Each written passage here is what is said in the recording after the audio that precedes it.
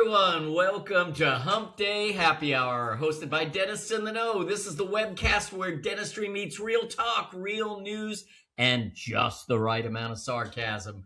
We are pulling back the curtain on the industry. We're talking to the experts, the innovators, and the everyday clinicians. You know, the ones that are out there doing the work. There's no fluff, there's no filter, and there's definitely no sales pitches disguised as education.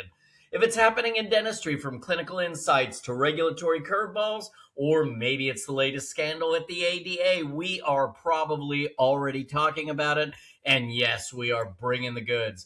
It doesn't matter if you're a seasoned doc, part of a dental team, part of the industry, maybe you're a curious consumer, or maybe you're just here for the banter. We welcome you all to the show, because around here, we're not just in the loop, we are in the know. Hey there, everyone. I'm Dr. Jeff Horowitz, accompanied by two amazing clinicians and friends, Dr. Chad Duplantis and Dr. Jennifer Bell. Together, we created this humble little platform to make the dental world just a little bit smaller, but a whole lot more fun. We've got a great topic today, a great guest today. So you may remember a while back we had Nelson Rego, certified dental technician. He's been in the business for a long time. We had him on, and imagine this, guys, we had some technical difficulties. And during that, we felt bad because we just kept trying to continue the interview, and we said, you know what? Let's just bring Nelson back. So for that, we want to thank our friends at Align iTero, who are helping present this program today. And we're really excited to have Nelson Rego back. So with that, I want to ask my friends how their week is so far. Should we start calling Nelson Ceramist of the Stars? Yes, I think so. Yeah. He'll be fine with that. Yeah. Well, he deserves it. I mean, this is a guy who is COIS trained, and that's not the half of it. I mean, the guy's been in the business for so long, and no one does nicer work, and certainly no one puts as much thought and care into their work as Nelson. So I'm excited. Chad, are you excited? You don't look excited. No, I'm very excited. The problem is that excited. No, so now I have like when I logged in tonight, I got access as an administrator, and I can't figure out how to switch my freaking camera to the good one. So you're getting the fuzzy one from my computer, and I'm in deep thought trying to figure this out. But I'm super excited. I mean, of course, like this ceramist that is on with us tonight, I mean, is just truly world class. I mean, world class, elite, amazing, lots of insight, incredibly excited. Yeah. And but I'm also excited to talk about the Lumina too. Yeah. Well, we're going to get some good workflow ideas from him. I mean, nobody understands what happens from the time the scan is captured till how it gets to the lab and what happens to it at that point.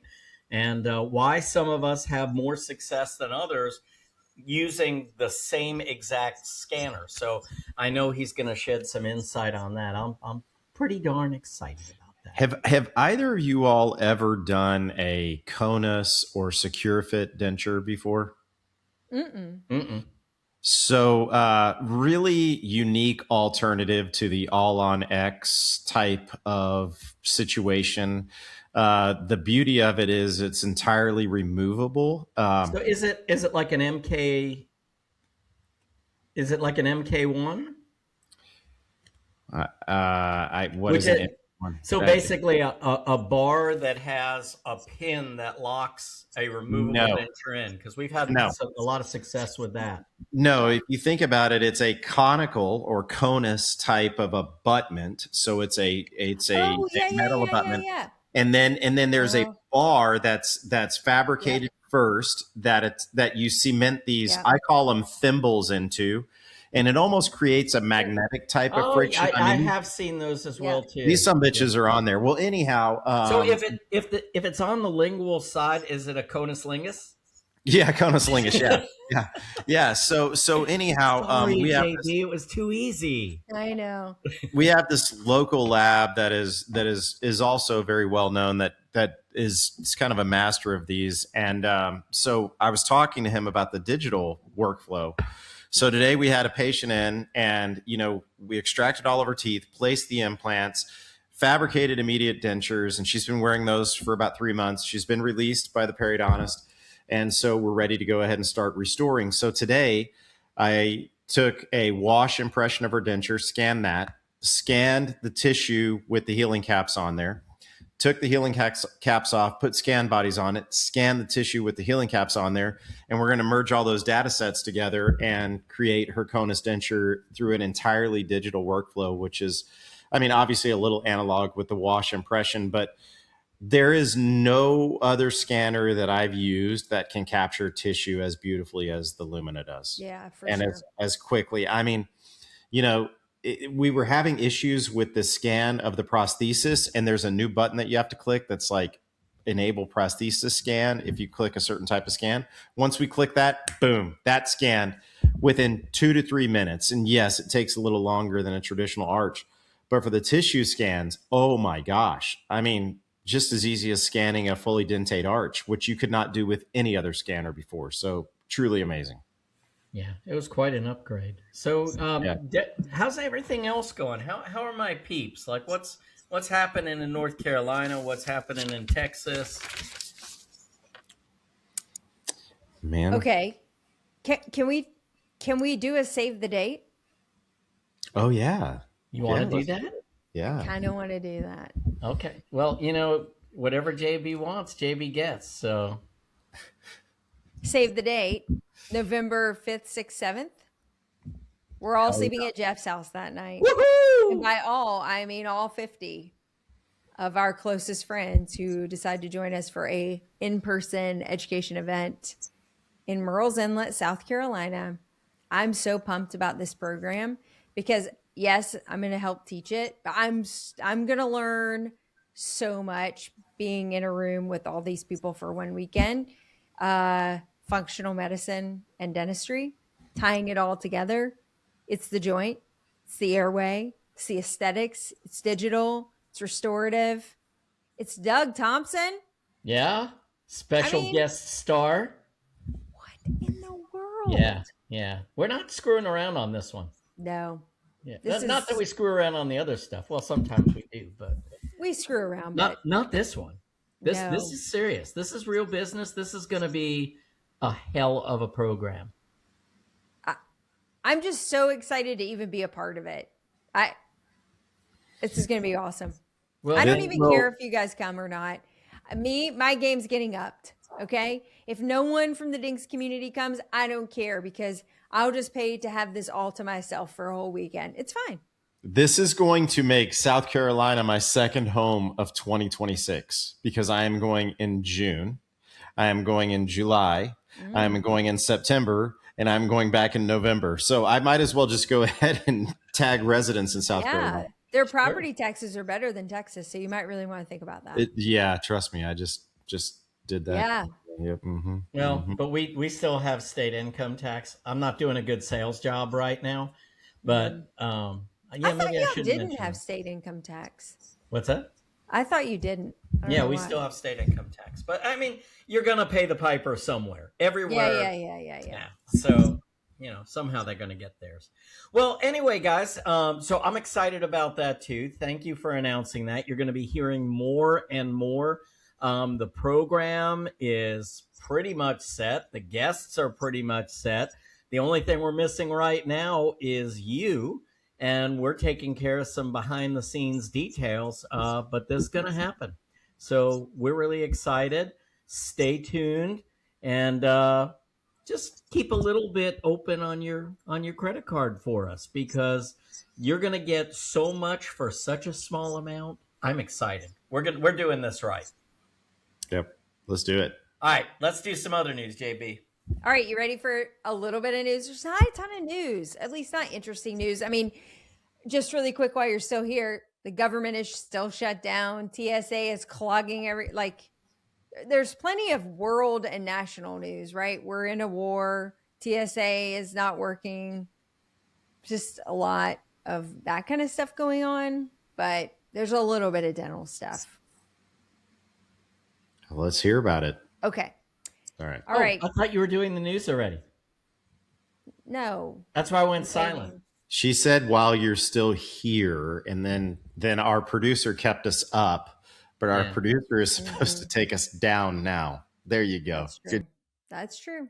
That's true. Okay. There is actually one really big story that I wanted to get into because this has been something that I've talked about quite a bit on our show, and it is the standardization of dental benefit language across all platforms, meaning different states have different laws affecting dental insurance and patient coverage, and so does the federal government as well.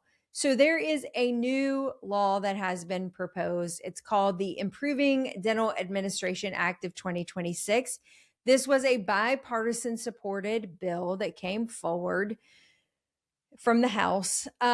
Why is this important? Because what it is asking is that there is a standardization for self-funded plans. Now, I'm going to get in the weeds here a little bit for my dental colleagues.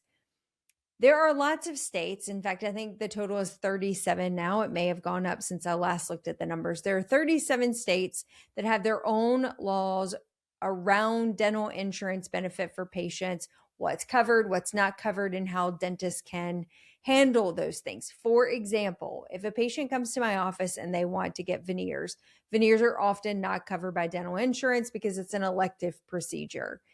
In some states, if I have a contract with an insurance company, I can only charge what's in the contract. So sometimes that might be $400 to $600 for a veneer. That doesn't really cover the lab bill, to be honest. So in most states, there's legislation that says if this is a non-covered service, it's an elective benefit, whitening being one of them, veneers, etc., then the dentist is free to charge their fee, whatever that fee is. Now, they may pass on cash discounts, incentives, whatever, but they're allowed to charge whatever would be a usual customary fee that will help cover their lab bills, their supply costs, and their time and expertise. Right. If the patient comes in with a self-funded plan, which, let's see, almost half of dental enrollees and dental plans are currently covered by, then the self-funded plan would dictate that it goes by federal law, and federal law supersedes state law, which means if that person is covered by a self-funded plan, a federal plan, not through the federal, but defaults to federal laws, which states that you have to honor the contracted rate, whether it is a covered procedure or not. So what do in-network doctors do when they see this type of thing? They just stop doing that service. They stop doing veneers for $600 because they frankly cannot do it for the covered fee, because a lot of times that's not a negotiated fee anyway, because it's not a covered service. And they choose to not provide those benefits. Ortho is often one of those as well, because at the end of the day, they can't even cover their costs. This law is proposing that we get rid of all of those nuances and just go to kind of a uniform operating procedure. And I am all for it. And I really hope it does go in the favor of both patients and the dentist to get the right thing in place. Anytime we can streamline these processes, make it clear for doctors, because then in fairness, they don't always know if it's a self-funded plan or not. I can call Delta Dental or Blue Cross and Blue Shield and say, hey, is this a self-funded plan? 9 times out of 10, they will not be able to disclose that to us. So we don't actually know when we're breaking the law or operating out of the bounds of the state law versus the federal law. And I think most doctors have the intention of operating within their contracts and operating within the ethical standards of their practice. They want to do the right thing, and yet they can't get the information that they need from the insurance companies to be able to give a good faith estimate to their patients. So I, for one, am very optimistic about this particular law. I want to see standardization amongst all insurance companies. I want to see them forced to operate and play all by the same rules. I want them to have standard confirmation and insurance verification protocol so that I don't have to deploy 1,700 people to be able to figure out whether or not a patient is covered and what coverage they may have. I'm begging for standardization in the dental insurance market because I would love to cut out that significant chunk of overhead that I have to pay every month, thus keeping my fees high because I have to be able to manage all the nuances that exist out in the marketplace. And with that, that's the news. Did you happen to see there was a post on social media today where a doctor was doing a second opinion, and there were some fees that were posted for the procedures that were presented?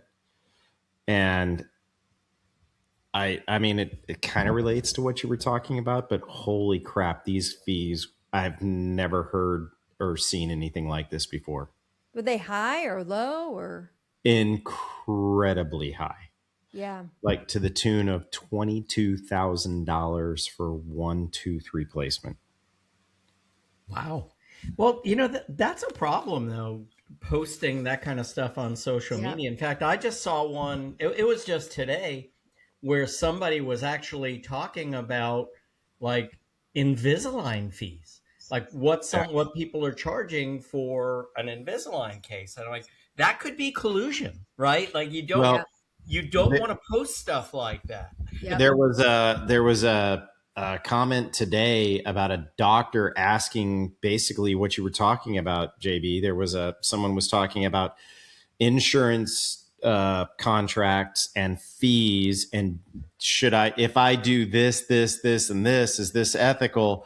And the best comment was, go ahead and erase this post. Yeah. Because this can come back and bite you in the ass. If you're asking, they're like, don't ask for permission. You do what you do, but do not publicly ask, is this ethical?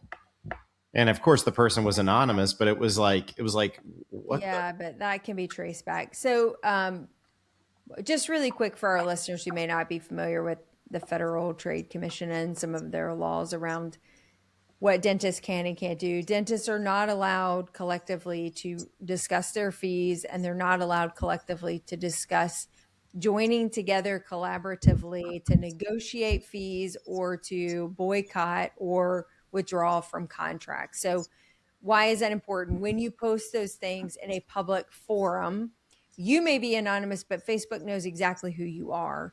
And while Chad doesn't know who you are, Facebook definitely does. And if you don't think that the Federal Trade Commission is watching all of this stuff quite closely, they are, and you could be in violation of that particular law that does not allow us to collude together. Now, who do you think effectively put that law in place? That's right. That would be the insurance lobbyists. So don't be fooled to think that this has anything to do with us as a profession. And yeah, I'll put that out there. And I guess they can take me to jail for that particular comment. Well, you're going to jail for other stuff currently, before that.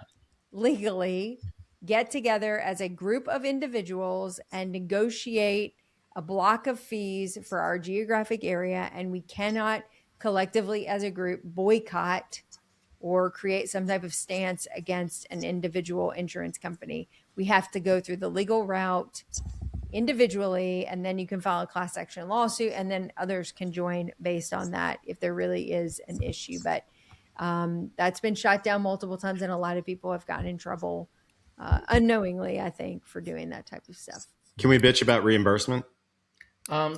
You know what? We've already let Nelson sit there for 20 minutes. And we screwed him last time. Yeah. So we can't screw the pooch again here. All right? All right. Yeah. All right. Hey, Jeff, you bring Nelson up and I'll introduce him. I can. I'm just a guest here at Riverside. So our folks, tonight our guest is Mr. Nelson Rego. He owns and operates Smile Designs by Rego, which is a progressive dental laboratory specializing in ceramics in Santa Fe Springs, California. Nelson and Juan Rego established the laboratory in 1980. Mr. Rego is a certified dental technician, studied with some of the best ceramists in dentistry today. He's an accredited member of the American Academy of Cosmetic Dentistry. He has written over 70 articles pertaining to dental materials and techniques, which have appeared in many of the leading dental journals. He is also an evaluator and speaker for several dental product manufacturers and is the co-creator of Microthin Veneers, which is a prepless approach to cosmetic dentistry. I'd also like to add that Align is our educational partner for tonight's event, so we want to thank Align Technology for doing so. Nelson, welcome to the show. And hey, man, we're here. It's clear. You can hear us. It's good stuff. Welcome back. Yep. You hear me? Yeah, we hear you. We see you. It's all good. Well, first comment I have is, I only do all ceramic, but if I knew that if I did removable, I could find out about conolingus, I'd maybe do that. Just Who doesn't want to do conus Yeah, that's right. That makes me think of that. That makes me think of the SNL skit. Remember, Colonel Lingus? Yeah. Everybody loves Nobody the don't Colonel. know Colonel Lingus. Yeah. Colonel Or have you seen the reels lately of the guy that walks into like Walmart's and he walks up to the counter and he asks for, he always says the last name first, but when you say them together fast, it comes out really, really horrid. Just I die laughing at that stuff. But conolingus, conuslingus, it's all the same. All good. Yeah. All good stuff. But hey, guys, first of all, thank you for such great praise and saying such great things about me. Some may be true and some are mostly false.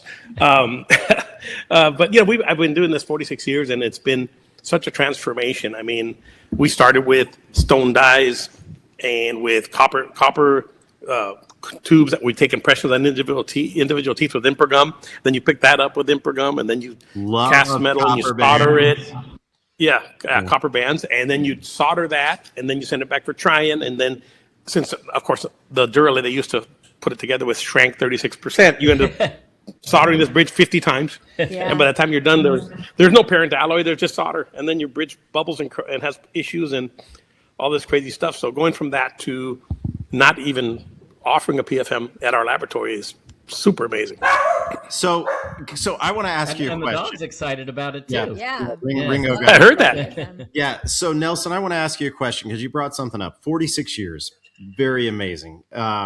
You've seen a lot. Tell us one thing that you thought was just going to be grand, but was just an epic failure.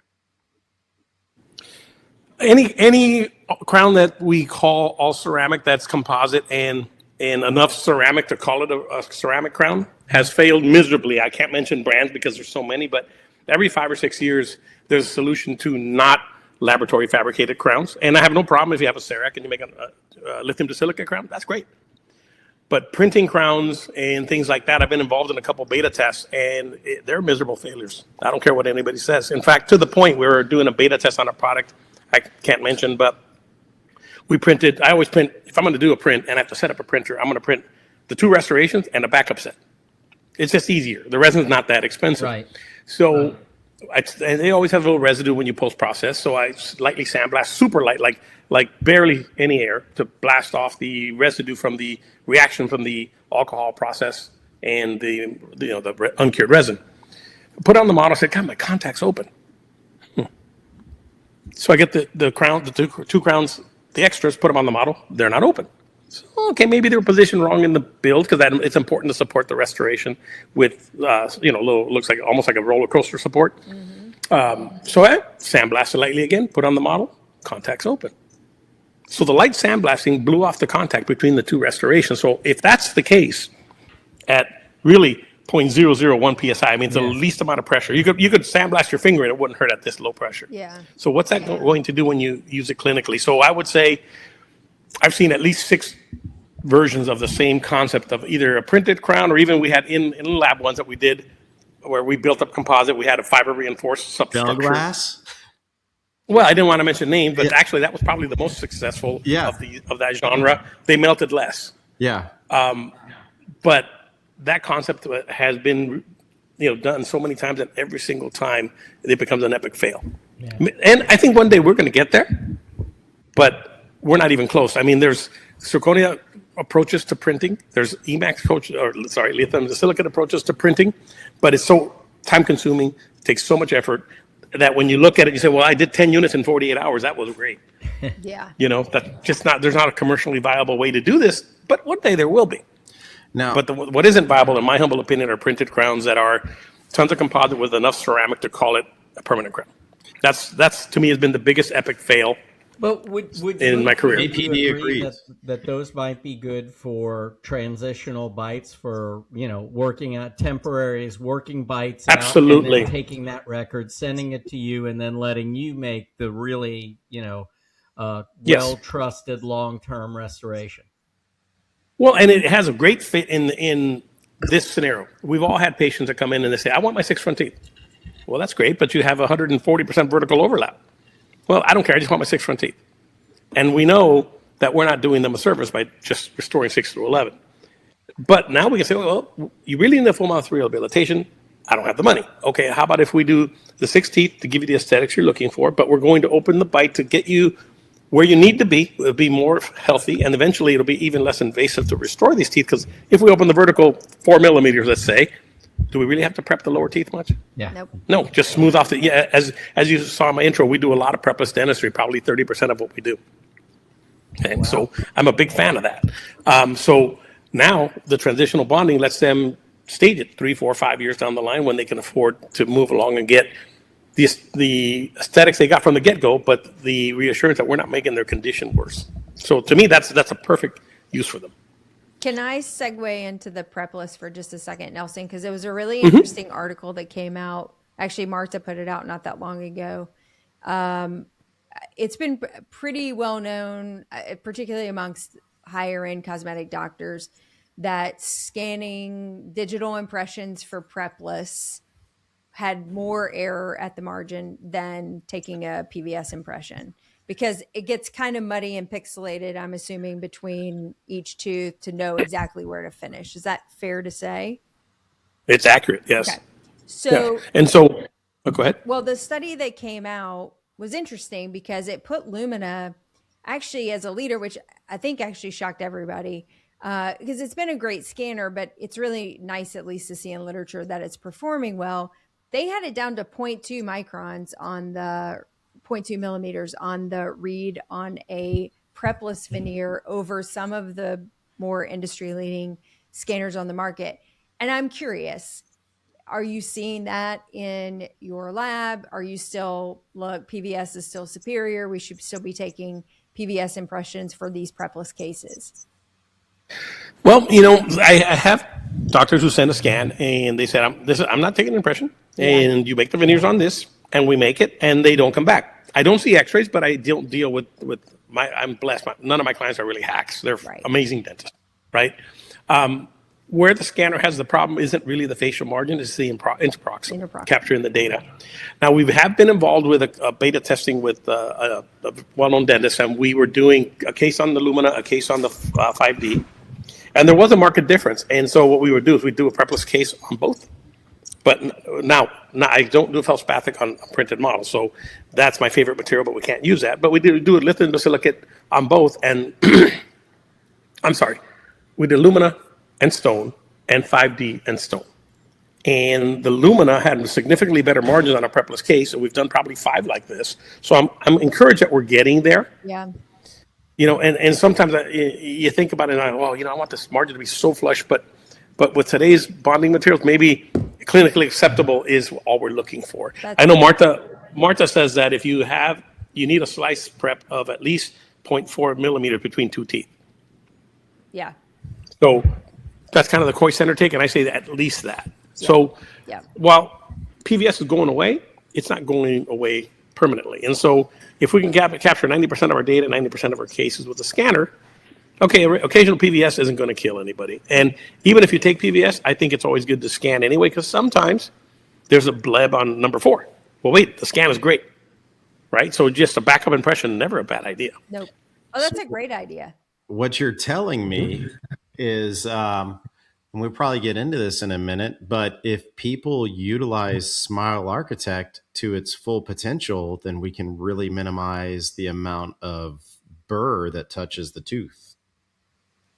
Well, I think that's accurate. I think that even with Smile Architect, I think every dentist who's doing cosmetics should have a relationship with their lab to the point. Sure. Hey, here's here's the Smile Architect we're thinking. Here are the preps. Can you take that, stick it in exocad, and is this a viable case? And if not, where do we need to move the teeth to not prep the teeth or prep minimally invasively prep the teeth? So we do that a lot. Here's the ideal design, and put them in Invisalign, and in 2 months, whatever, take a new scan. Then I stick it back in the design. Nope, you still got to do this. Nope, you still got to do that, until we get them refined to the point where, again, we may not prep anything, which is really, I think it's a huge practice builder. In fact, I had a dentist call me a couple days ago. We started with him at the beginning of last year, and he had done 30 veneers that year. So started talking about prep lists. Said, hey, send me scans. I'll look at them. I'm happy to help. Charge. People have helped me so much. I'm happy to help back. So he called me and said, listen, I've done 143 veneers this year so far. My family, my daughter, thanks you. I said, your daughter's like 6 months old. He goes, yes, but she has a better bedroom now. And so that's the power of having a good relationship with your lab. And I'm not saying call me for work, I'm busy. But if you treat your lab not like a vendor, but as a partner, I think, and they start to understand what you know and what you do, and which is why I did Kois, because I don't care to tell you how I layer porcelain. You don't care. You just want it pretty. But I want to be able to look at the case and say, hey, I know how my porcelain can last if we do X, right? And so that's really the key. So I always had a problem with Smile Architect in the selling of it. And I hate to use the word selling, but it is what it is. Like educating. When you're having this conversation with a patient and you're talking about a large dollar restorative case and a large dollar Invisalign case, how do you make those two merge? And I kind of found the click this week, and it goes with what you're saying, where a patient comes in and this patient really wants to do something aesthetic to their teeth. They've got pretty damn good teeth. There's really, on this case, I think we could get away with the front four and a little bit of, finagling as far as movement is concerned. And so we started talking about the abilities of Smile Architect and but what the segue was, where she said was, I don't know if I want to do veneers because you just have to take away so much tooth. Right. I say, well, if we position them right orthodontically, that's restoratively driven, then we can take away little to no tooth, but we can conserve the amount of tooth that we have by utilizing the tools that are available to us. And I think that, this prepless idea is becoming more and more attractive. I'm a huge proponent, and maybe I'm wrong, but I'm a huge proponent of breaking the contacts. I never want to have a contact in the interproximal area. So I don't disagree with what Marta said and what Marta found, but I think that, there always has to be some room for the porcelain and also some room for hygiene as well. Well, there's no question that the less you prep, the harder my life is. Yeah. And so, of course, if I'm looking at it from a businessman's perspective, then I want everything to be put in a pencil sharpener. That makes my life super easy. Yeah. Breaking contacts makes my life super easy. Now you got to be careful, because if you break contacts, let's say we have a black triangle. If you break contacts and you don't get that margin subgingival about 0.75, and you don't round the transition from the reflective to deflective zone, so it doesn't shape like this, but it's shaped nice and rounded, then you're going to have open margins, or worse, you're going to have a black triangle still. And what fools your patient is you have a wax up, you have a matrix, and let's say you broke the contacts, but you left the margins a millimeter supra. But you fill the matrix Luxatemp, stick it in their mouth, and they don't have a black triangle, because Luxatemp flows everywhere. Now you get the ceramics back, and you have a black triangle, and they're like, well, what's this, right? And so that ends up being a remake. I encourage everyone to listen. If no matter what temporary you make, open up the embrasure with like an old fluted carbide, create a diastema, let that tissue breathe. And of course, when I look at your impression, if I see the margins aren't going to work for a diastema closure, then you'll get one of my famous videos. I communicate everything with videos. My residency instructor always told us, I would rather your temporary margins be short, and I would also like all of your contacts way more open than you anticipate in the final. Over exaggerate that. And like you said, let the tissue breathe, perfuse the tissue, let it gain its health. Yes. And so I love what you're saying. It kind of reinforces what I learned. So Yeah, no, and sometimes it won't come back. If you have 5 millimeters of tissue when you probe the bone, it's not going to come back. That's tissue oppression. That's right. Yeah, and I'm from Cuba. I'm tired of being oppressed. That's right.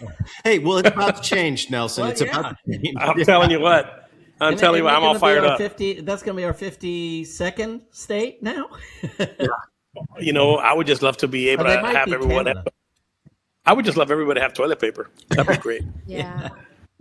It's true. We send stuff to our family there, and they have 10 hours of electricity a week right now. Yeah, and they have no running water because you can't run water without a pump.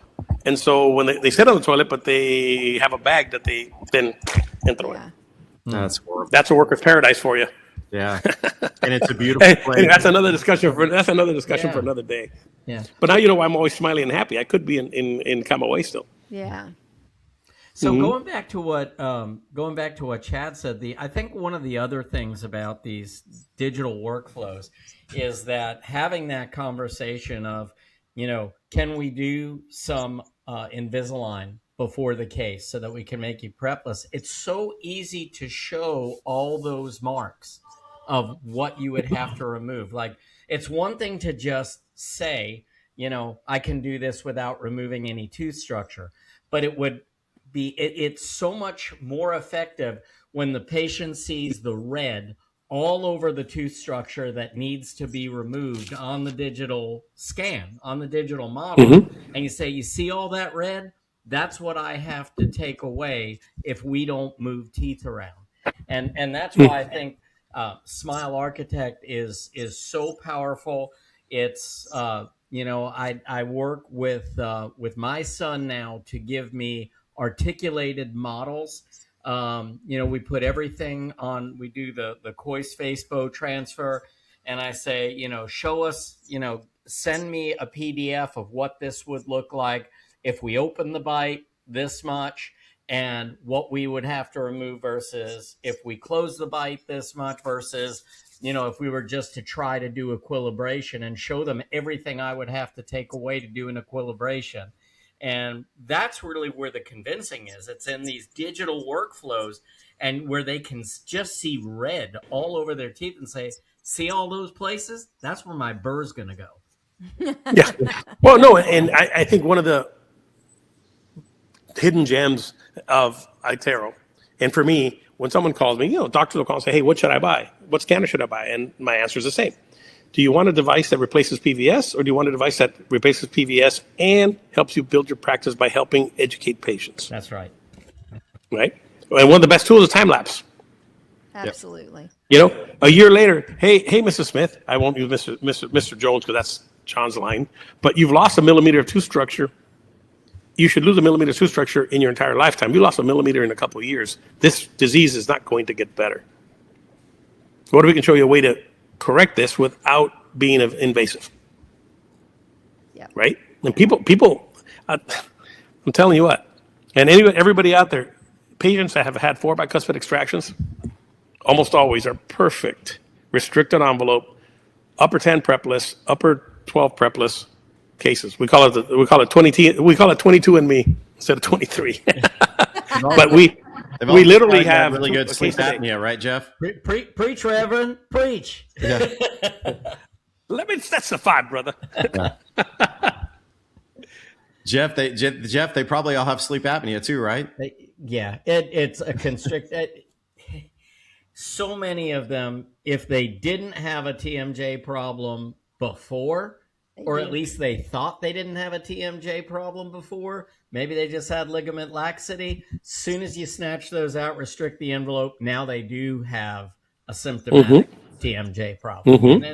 And we see this all the time in restorative work too. I mean, in restorative workflows where they don't give you enough room, and we have these tight restricted envelopes, and maybe they had, you know, ligament laxity around the disc, but, you know, it never amounted to anything. But now, because that envelope is constricted and you're distalizing the mandible, now all of a sudden they're coming off the disc further, they're crushing the retrodiscal tissue, and now these patients become pain patients, and that's not where any restorative dentist wants to go. No. Yeah. No. All right. Well, in addition to the benefits of time lapse, which is that comparison tool, the simulation actually has been really helpful for cosmetic cases in general. Now we can take, you know, conservative conservative tooth movement with restoration, and we can draw tissue heights. Like I feel as though we're giving patients now these mini dental residencies to help them understand all the intricacies and complications that come with cosmetic cases, so that you're getting better informed consent and hopefully then better communication between lab technicians and their treating doctors to say, hey, when I blew it up this big, I noticed XYZ. I need to help figure out how we're going to work around all these things. And I don't know if you're seeing that or if people are showing you simulations, if you're getting involved in the ClinCheck side of stuff. Not so much on ClinChecks. More likely it's usually there's a smile architect design, there's the teeth, and then we want to refine it a little bit further. And so then I'll take the smile architect as my start. Yeah. Then we'll do a digital design, and then I'll send a video. Sometimes it's to talk the patient into ortho because they're not convinced. And so, in one of my lectures here, I have where I send a video to the doctor, say, look, number 6 is sticking out so far facial. Here's our new proposed position. So you have to reduce 2.5 millimeters to get number 6 in the position to then do your depth cuts. So if we do this, if he doesn't need endo now, he's going to need endo tomorrow. And now you have a weakened tooth supporting part of a bridge. Now, if we did Invisalign, here's what the proposal now looks like, and this is what it would look like. The guy bit. Right? Yeah. So I'll send the video to the doctor with my iPhone, but I'll use layman's terms. And we have a great success rate. And yeah, okay, we talked about some treatment, but if that was my dad, I would want that. So therefore, that guy's my dad. Well, and those are liabilities for the doctor also sitting out there that ultimately they're going to have to deal. Like they might, quote unquote, sell that treatment plan, but they regret selling it 5 years later because they have to start dealing with the negative consequence of it. So. Well, and 46 years in business, I see a lot of what we did was foolish. Like we were involved in several life patient programs. And so, okay, we're going to open the vertical. So let's prep a circumferential 2 millimeters, 1.5 millimeter reduction because that's what we need for restoration. But if we're adding material, why are we taking away tooth structure? Why are we, right? We could have left the entire lingual. And I'm lucky I have many clients I've had for over 20 years. So the ramifications of our stupidity, you get to see it. Oh, wait, number 23 broke off at the gum line. You know, things like that. And so you learn, man, maybe we can find a more conservative approach. And of course, lithium silicate has been a big part of that. Yeah, I agree. Nelson, do you use the Neary at all when you're trying to determine the translucency of teeth, or is that not of benefit to you? No, and I don't have a scanner anyway. Well, not that I could scan a model, but no, it's not a benefit to me. And I think that's more of a restorative, direct restorative approach. I've seen some labs, like if they're fabricating a single central, that they'll use the Neary to determine the translucency of the neighboring tooth when they're fabricating that restoration. And I was just wondering if that's something that's a benefit to you, that you can gather that from the data. Never tried it. No, and the images that I've seen have been pretty fantastic. But, you know, I know we always say in our practice, the hardest thing that we do is a single anterior tooth. And I know it's probably the hardest thing you do as well. Never make a profit on those. Yeah. Never. Yeah. No. Every now and I mean, we've had more like we've been using called eLab, which is a digital way of measuring. You know, you take a photo with a calibrated card. The software tells you need a pinch of salt, a pinch of pepper, a little bit of honey, and it tells you the recipe. Then you take, and once the restoration is ready, you then take a photo with it with the same calibrated card. You can actually insert the digital try-in next to the tooth, and it'll tell you if you're close, if you're off. And it's been pretty accurate that way. But the thicker the restoration, the more accurate it is. Sure. A thin veneer, we've not had a lot of luck with it, but we recently had one that said that the cervical would be undetectable. The incisal ledge would be a little bit detectable, delta 1 and delta 0, and it was just, amazing. So probably 40% of our single centrals go the first time. It's the other 60 Now, Keep you up at night. what is this? We Yeah. tried that there software you're technology at the utilizing? Sherwin-Williams. Didn't work out. That it's called eLab. eLab. Lab is created. Yeah, it takes it. You need polarization. There's a specific photo protocol, and if you guys remind me, I'll email you the PDF for it. Would love to see it. You need polarized, and you need that card. It's from Photomed sells it. You can buy it from Europe, but you pay more in shipping than the card's worth. Photomed.net is where you would get the eLab cards. They sell a set of 2, usually one for you, one for your lab. But the lab to do this has to pay for the software. I want to say it's $1,200. Okay. Something like that. Nothing big. We've had more success. That being said, I hate every single central on the planet. I think we all do, and I think the majority of us are like, hey, it's better to do things in pairs, Yeah. Yeah. Exactly. Yeah. I'll throw the other one in for free just Yeah. because I know I need to do it. Right? We've done that Done sometimes that. because you look at that and you're Done like, this is impossible. Done that. Yeah. Yeah. Yeah. Yeah. You I was know gonna what say- your cost is on that. So let's talk shade for a second, because I think that's a fun topic, and obviously we've now all aired some of our grievances of how difficult it is to communicate shade. Pro tips on photography. I've definitely seen the value in the black and white, and I've started including black and white photography as part of my shade guide and shade photography for laboratory technicians. From your perspective, Nelson, with photos come in, like a top 2 or 3 tips that at least help you get close to. Well, as a dentist, you don't have to take a black and white, because I will take that picture, duplicate it, and just make it black and white with software. So you don't have to go that extra step. One super Don't underrated tell my photo. team that. Okay, well, Okay, let them so do really that. quick, I use it as a teaching guide though too, because they'll swear it's an A1 or whatever, and then I'll say, okay, just go take a black and white for me, just so I can compare the value, and it's really off, and they start to understand that there's a lot of things that are playing with their eye to affect how they actually see color. And anyway, So I don't want to call them pro tips, but things I like to see is I like the shade tab, not like this. I like the shade tab turned sideways with the teeth slightly apart, so the shade tab is on the same facial plane as the tooth we're matching. I like photos with and without polarization. I want polarization photos of the temporary, not the same day, because by the time you've temporized, you've dehydrated the tooth. Why do I want that? Well, when you use a polarization photo, all of a sudden, wait a second. That distal incisal has the prep is really close there, and there's some discoloration. So now, how am I going to layer a ceramic that hides that? Well, if it's a thin veneer, I'm going with feldspathic. Super easy. High opacified ceramic on that spot, and everything else we treat the same. If it's lithium silicate, it's a little more difficult, but we can still work around it. But at least we're seeing what we're trying to defeat, if you will. Oftentimes, you have the photo without polarization, and you just see, oh, okay, the temp looks okay, but you don't see the show through, right? So things like that, because at the end of the day, the underlying tooth shade is king, right? Yeah. So even though the scanner does a decent job of showing us prep shade, it still isn't accurate. The Lumina is closer to actual tooth color than any scanner I've seen. In fact, to back up a little bit, I bought a printer called a Stratasys J5 with the idea of printing color models. So now when I put my crowns on, I would have my prep shades there. I don't have to pick ND5, because none of the ND shades really match teeth that well. They're just kind of giving us a zone. But what if I could print a model that matches the color exactly? The problem is no scanner captures color well enough to actually replicate what's in the mouth. The Lumina is the closest, but still not quite there. So I still want a photo of the prep shades before you impress or scan, because again, as soon as you impress, you're going to dehydrate that prep a little bit. yeah.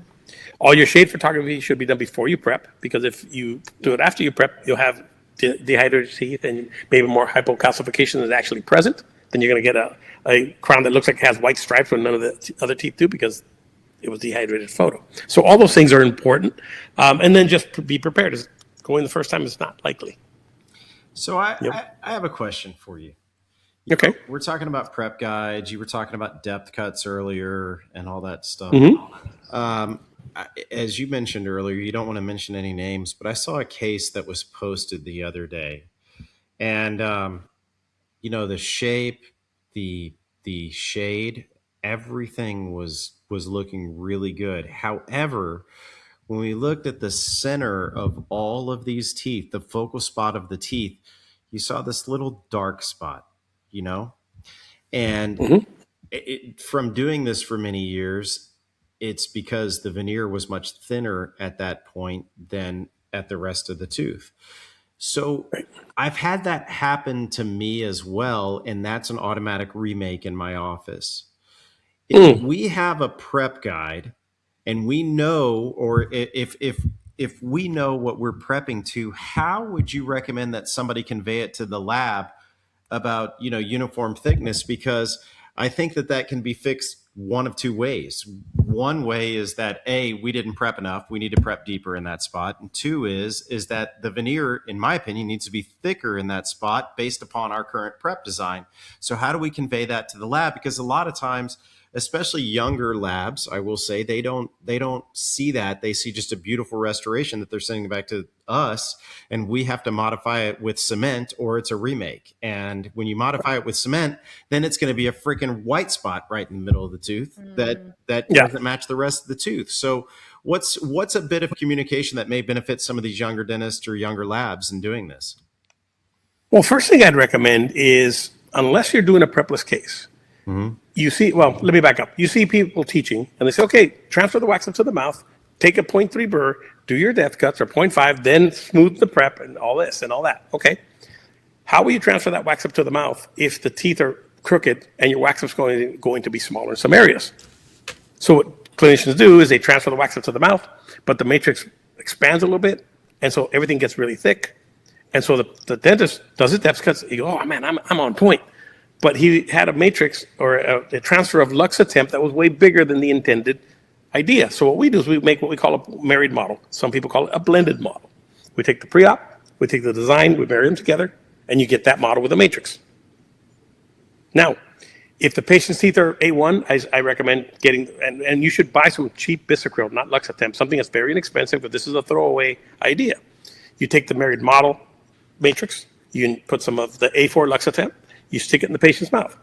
The parts that stick out that look like A1, those have to be rounded and lopped off until they look like part of the wax up. Then you take your depth cuts, your depth cutting bird. Now you do your depth cuts, and now you're going to be in the zone, right? That's worked out really, really well. Another thing that we do that I think, again, relationship with your lab is everything, is, Chad, you'd call and say, listen, I'm prepping Mrs. Smith on Tuesday at 5.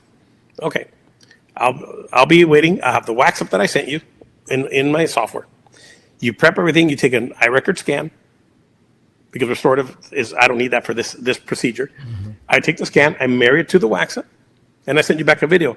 Listen, the distal of 6 is not reduced enough. If you don't reduce that, then the wax up, we're promising your patient we're not going to be able to deliver it. This is too short. This is too long. You got to round here, blah, blah, blah. So in a minute video, you have feedback. And for me, I do it maybe slightly selfishly because I hate that phone call. Hey, Chad, you got to cut the temps off. You got to reprep. I've never met a dentist who says yes. No one ever does that, right? So I'm trying to avoid that. Plus, plus our schedule is pretty busy. So if I have to have you reprep now I have to, okay, I can't get the case back this time. Now we got to, so you got to move. A lot of parts have to move. So I want to catch it at the prep appointment, and it's been super popular. In fact, I think I probably do 4 of those a day, maybe 3 or 4, where someone says, hey, can you look at my preps? And of course, it has to be when I'm around. I don't work Friday, so if you prep on Friday, then I won't be around. Oh, I'm going to ask you, just like our patients ask us, you don't work on Fridays? Right. What the hell? And I have a simple answer. Well, dentists will tell me that. You're a lab guy, you don't work on Fridays. I said, I came from Cuba to not work Fridays, dude. Yeah. No, actually, when COVID happened, I take a nap between 1 and 3, so kiss my ass. Yeah. When COVID happened, I said, I've been at this 41 years. I can take Fridays off, and I started doing it. And it doesn't seem like that'd be a big difference, but it's a huge difference, that extra day. It is. And you know what? We work hard enough during the week that and we unlike a lot of people, don't have time for the clerical stuff throughout the week because it's involved on patient care. So I don't feel bad about taking a day off a week. So no. But it's been funny because most labs don't. So dentists are always kind of surprised. You know? Yeah. Good for you, Nelson. I'm happy that you take Fridays off. Thank you. Yeah, me too. Yeah. So, something that you just said really stuck out to me because, and I've mentioned this before, is that the one thing that I've learned, having a son that is now in the digital design side of dentistry, is the biggest mistake that I made throughout my entire career was, even though I thought I communicated well with my lab, I didn't communicate worth a shit. Excuse me. But Yeah. the type of communication that can happen now because of digital dentistry is that it's easy to take a screenshot, Yeah. to message that back and forth. It's easy to send an exocad review. It's easy to send a 1-minute video by messenger. And the one message, and it took my son getting into the industry for me to realize how much better my dentistry got because I was communicating better with my lab technician. And I just think that that's such a huge takeaway because it is so easy to have that kind of communication now. There's really no excuse. It's not the old, let me send you an email and then let's schedule a phone call for 15 minutes, that it used to be, or the lab's on the phone and I'm too busy to take it. We can look at our phone and say, okay, lab's on, Nelson's on, he's got a problem at number 6. Hey, Nelson, Yeah. I'm going to fix that. Cindy, will you get Mary back in so I can touch up number 6 and rescan that one area? I mean, it's just so easy to do now. It's not a whole new impression. We can rescan one small area, put that, marry it with the other scan.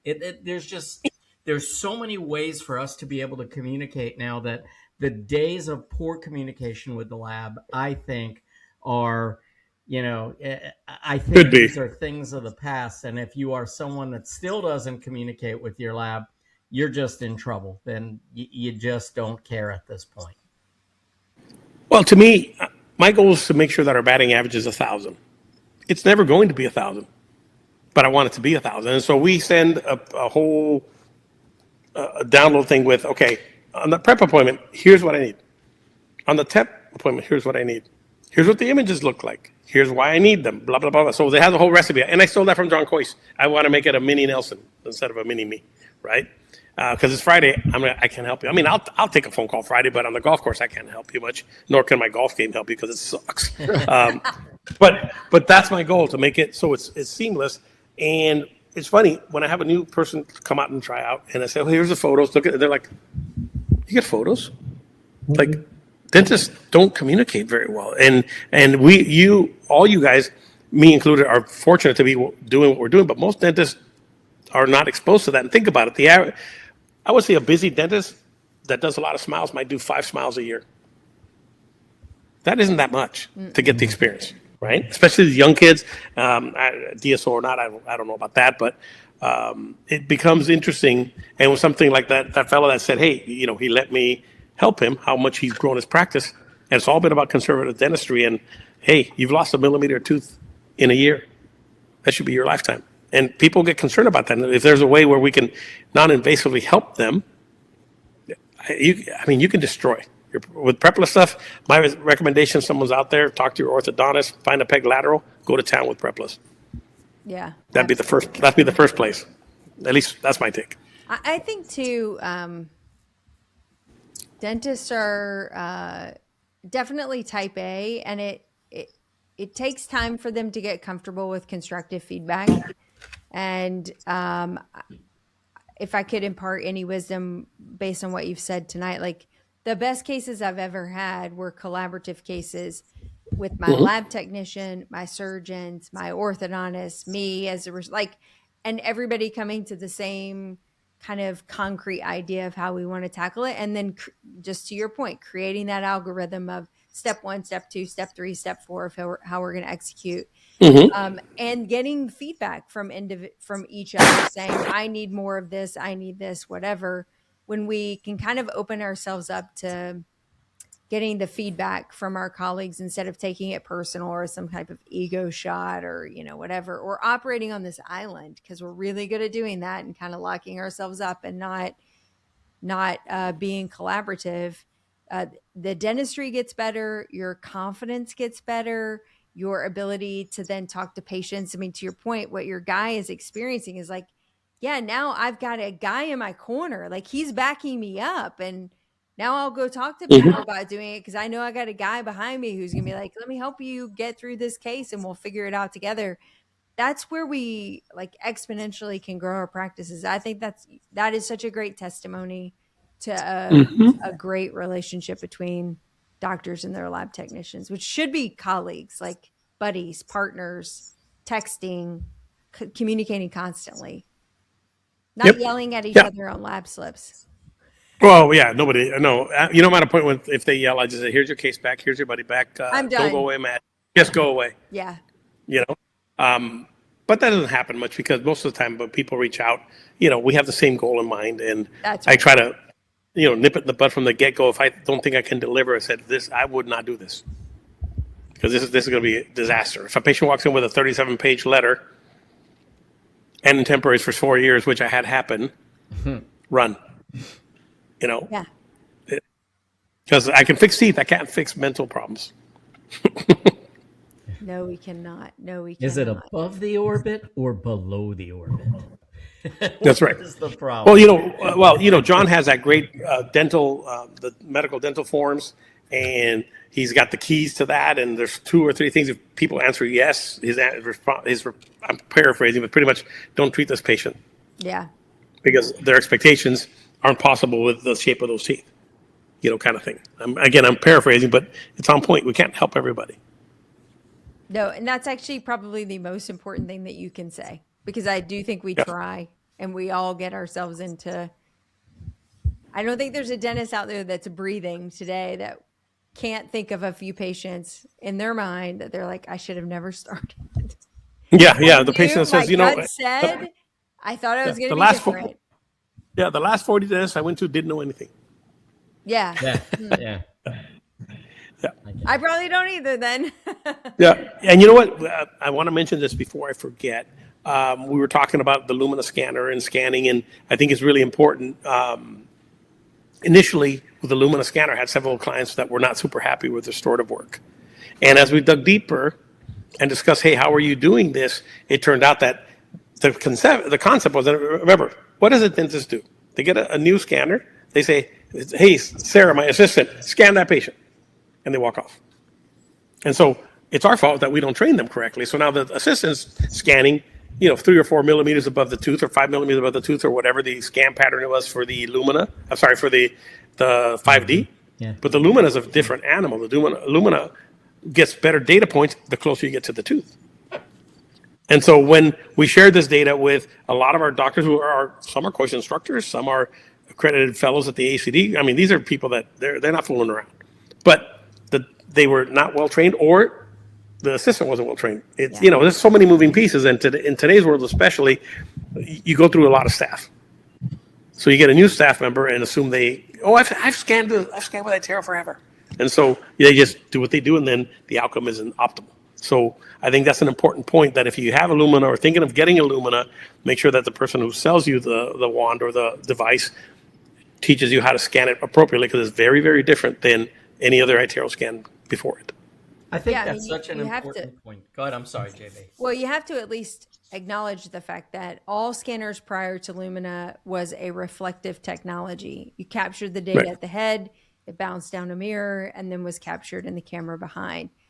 In Lumina, all cameras are at the front of the wand. And so if you understand nothing else about the nuances or differences in scanning, you can at least appreciate that's going to be a different protocol mechanism of how we capture it, and the actual quantity of data coming in from 6 different heads seeing things simultaneously is going to be vastly larger than what you're getting from a single camera reflected. So if you take nothing else away and you're trying to understand why is Lumina so different, it is actually fundamentally a different camera than anything else on the market today. Good, bad, or indifferent, it is different. Yeah. Right. And to Nelson's point, protocols matter. Yeah. Technique matters. And I was guilty of that. I was too. That's why I'm speaking from experience that, you know, I've had a talking to because it was how are you capturing the scan? It's different because I still do have a 5D in one practice and a Lumina in the other practice. And yes, we were guilty of the same thing where everyone was not trained appropriately when they went from one practice to the other to go from the 5D. You can't just take a 5D user, put them on the Lumina, even though we get so much more with the Lumina, the technique is very, very different.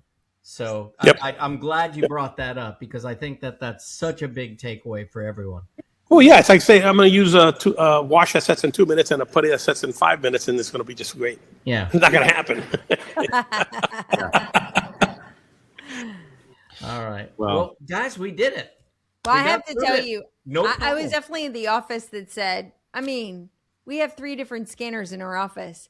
We're fine. We don't need to go through training. I definitely said, we're good. We've been scanning for 15 years. We're fine. We'll pick it up. We'll call you when we have problems. 15 minutes later, we've got a few problems. well, yeah. And the problem is, if you're a busy practice, I mean, we do, people don't really mention it, but we have a big bread and butter posterior practice. You know, they don't have to schedule. It's reasonably priced. It's just, fun's my fun. Yeah. Well, you may have sent 10 units, 15 units, 20 units before you get one back, and all of a sudden none of these are fitting, and now you got 20 units in a row that are a remake. That's a bad day. Yeah. Right? So. Well, I guess I'll close this out. I was just getting warmed up though. I could do 10 hours. No glitches. No glitches. I know. I heard Nelson the whole time. An amazing lab technician with us tonight. So thank you for being with us, Nelson. Thank you a lot. Anytime for sponsoring this show. But you as I was listening, there was a very common theme for tonight, and I'm going to go on my soapbox for a second because the common theme for tonight was communication. Communication. President Gerald R. Ford, it's one of my favorite quotes ever. It says, "Nothing in life is more important than the ability to communicate effectively." And I think that is so very true. But communication is both verbal and it's nonverbal. And, one of the greatest ways to communicate with our laboratories is through a wonderful scanner, through images. But I will close with this. If you don't have a lab that you can pick up the phone and have a point of contact or text somebody and have a point of contact, then it's very plain and very simple. You need to get a new lab. Sorry, folks.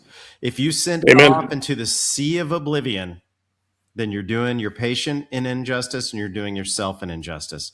Find a lab that you have a contact that you can pick up the phone and say, "Hey, Nelson, we got a problem here. Help me through this, brother." And Nelson's going to say, "Send me some images. Send me a scan. Let's talk through it." And nowadays, it's not a matter of sending things back and forth. It's just a matter of a few minutes. And so data transfer. And a transfer. So proper communication, find that contact in the lab. And if you don't have it, find a new lab.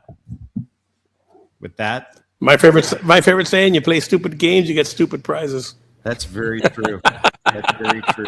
Very true. So thanks for being with us, Nelson, and thanks everybody. No, thanks, guys. Hey, listen, anytime. I could be like your Jay Leno to your host.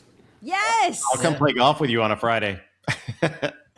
Well, you're gonna win unless you're like crippled. No. I'm winning just by getting the goods from you, man. I play golf with all dental people, so just don't let him sandbag you. He's actually very good. So I am not. So that's really my point. But but we'll laugh and have a good time. Yeah. Can we have some Cuban cigars? I can get them for you, but I don't smoke. I don't either. But I figured we'd have to if we were there. I do drink rum. How about Cuban rum? Hey, that's good too. We can do that too. Chad. Yeah, well, maybe we should get him there. Yeah, maybe we should convince Nelson to come visit us in November when we have our program in Murrells Inlet. When's the date? November 5th, 3rd, 4th, 5th, or 5th, 6th, 7th. 5th, 6th, 7th. Yeah. Email me. I have to look at the schedule because I co-parent, so every other weekend I'm a little busy. Well, hey, if they're going on a fishing trip, we're going on a golfing trip, Nelson. They go fish. Well, we'll go golf. my girlfriend's looking at me. My girlfriend's waving at me. You have a wedding in Dallas on the 7th. Oh, well, I'll be back on the 7th. I can see you there. We can have some Cuban rum. Yeah. There you go. All nice. right. All right, look me up. I'm in Dallas. All right. Well, hey, thanks for being with us, Nelson. Good night, Anytime. Like I everybody. said, I enjoyed it a lot. Take care, guys. Good night, everyone. And that wraps up another podcast for Dentists in the Know. On behalf of Dr. Jennifer Bell, Dr. Chad Duplantis, and myself, remember that we've got a great profession, so let's make it a great day, Dinks.